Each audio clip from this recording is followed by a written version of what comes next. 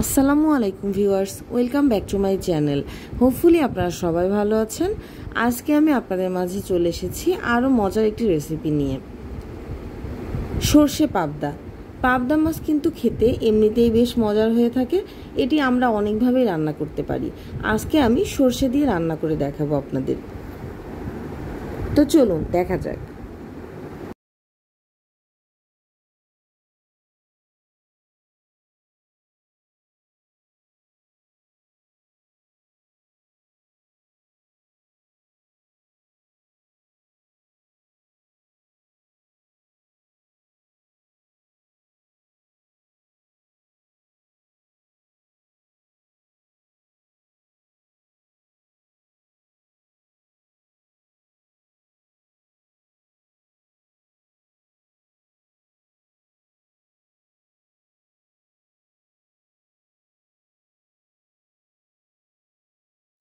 এখানে আমি কয়েক পিস পাবদা মাছ নিয়েছি। মাছগুলোকে আমি এবার মেখে নিচ্ছি।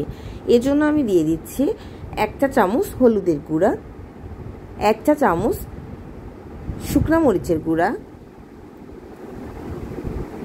এবং স্বাদ অনুযায়ী লবণ। এই 3টি উপকরণ দিয়ে মাছগুলোকে আমি খুব সুন্দর করে মেখে নিব। মাছগুলো আমার মেখে নেওয়া শেষ। এবার এগুলোকে ভাজবার পালা। আমি চুলায় বসিয়ে দিয়েছি একটি কড়াই খুব ভালোভাবে গরম করে নিব। খুব ভালোভাবে যখন কড়াই গরম হয়ে যাবে, তারপর আমি এতে দিয়ে দিব সয়াবিন তেল।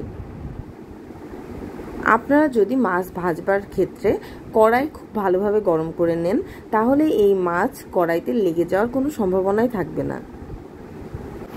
কড়াইয়ে দেয়া তেলগুলো যখন খুব ভালোভাবে গরম হয়ে যাবে, তখন আমি এতে দিয়ে দিচ্ছি মেখে রাখা সেই পাবদা মাছগুলো।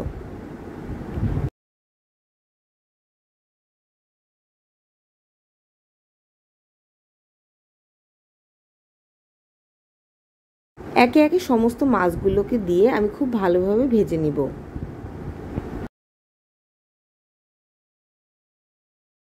যারা এখনও আমার চ্যানেলটিকে সাবস্ক্রাইব করেননি, অবশ্যই সাবস্ক্রাইব করে দিবেন। ফ্রেন্ডস অ্যান্ড ফ্যামিলির সাথে শেয়ার করবেন।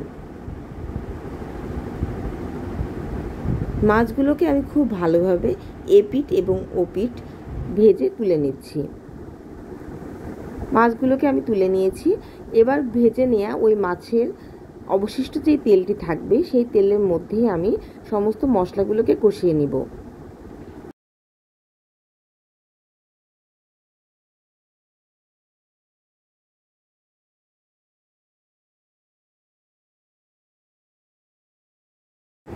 মাছ ভাজার ওই তেলেই আমি দিয়ে দিচ্ছি 1 কাপ পরিমাণ পেঁয়াজ কুচি।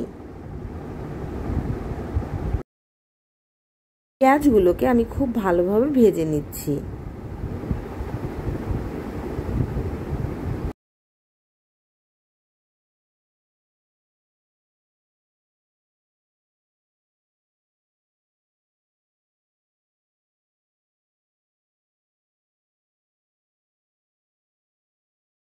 পেঁয়াজগুলো খুব ভালোভাবে যখন ভাজা হয়ে যাবে, তখন আমি এতে অল্প পরিমাণ পানি দিচ্ছি, যাতে এতে আমি যখন মশলা দিব সেই মশলাগুলো যেন পুড়ে না যায়।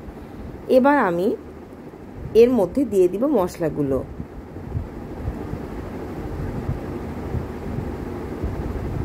দিয়ে দিচ্ছি 1/2 চা চামচ হলুদের গুঁড়া, 1/2 চা চামচ মরিচের গুঁড়া।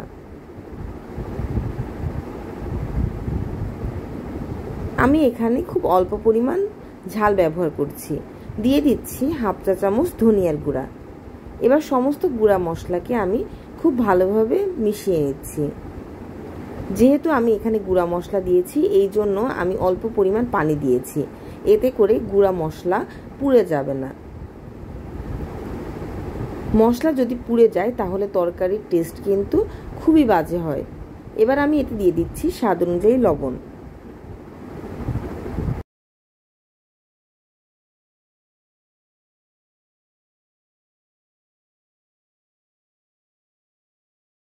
মশলাগুলো যখন বেশ খানিকটা কষে আসবে, তখন আমি এতে দিয়ে দিব আগে থেকে বেটে রাখা সরিষা। এক্ষেত্রে আমি সরিষাগুলোকে একটি কাঁচামরিচ এবং অল্প পরিমাণ লবণ দিয়ে বেটে নিয়েছি। এখানে আমি সাদা সরিষা ব্যবহার করছি। সরিষা দেওয়ার পরে সমস্ত মশলাগুলোকে আমি আরও একটু সময় নিয়ে খুব ভালোভাবে কষিয়ে নিব।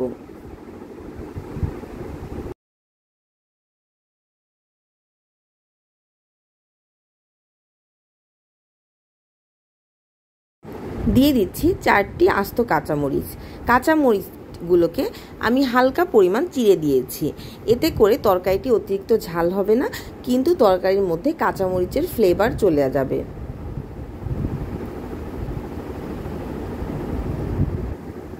একটু সময় নিয়ে মিডিয়াম আঁচে মশলাগুলোকে আমি কষিয়ে নিচ্ছি।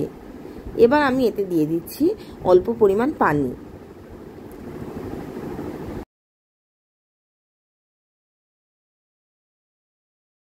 পানি দেওয়ার পরে আমি এটিকে জাল করে নেব 2 মিনিটের জন্যে। 2 মিনিট পর জাল করে নেওয়া পানির মধ্যে থেকে বলক উঠে আসবে। তখন আমি এতে দিয়ে দিব ভেজে রাখা সেই পাবদা মাছগুলো।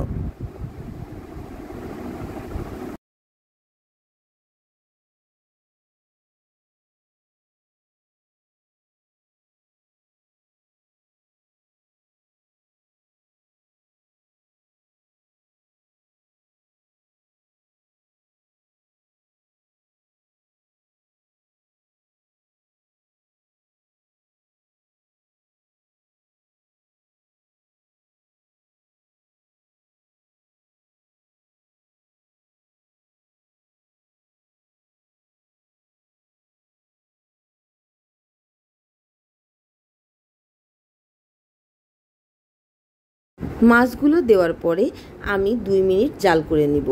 2 মিনিট জাল হয়ে যাওয়ার পরেই তৈরি হয়ে যাবে মজাদার সরষে পাবদা। এটি আপনারা আপনাদের বাসায় আসা অতিথিদের জন্য অনায়াসেই তৈরি করে নিতে পারেন। দেখুন দর্শক, তরকারির কালার কি সুন্দর এসছে। এটি কিন্তু খেতেও বেশ দারুণ হয়েছিল।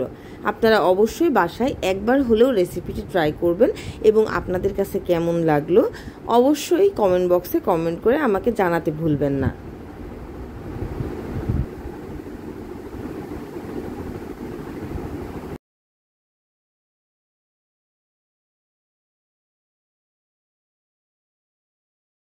Thanks for watching my video.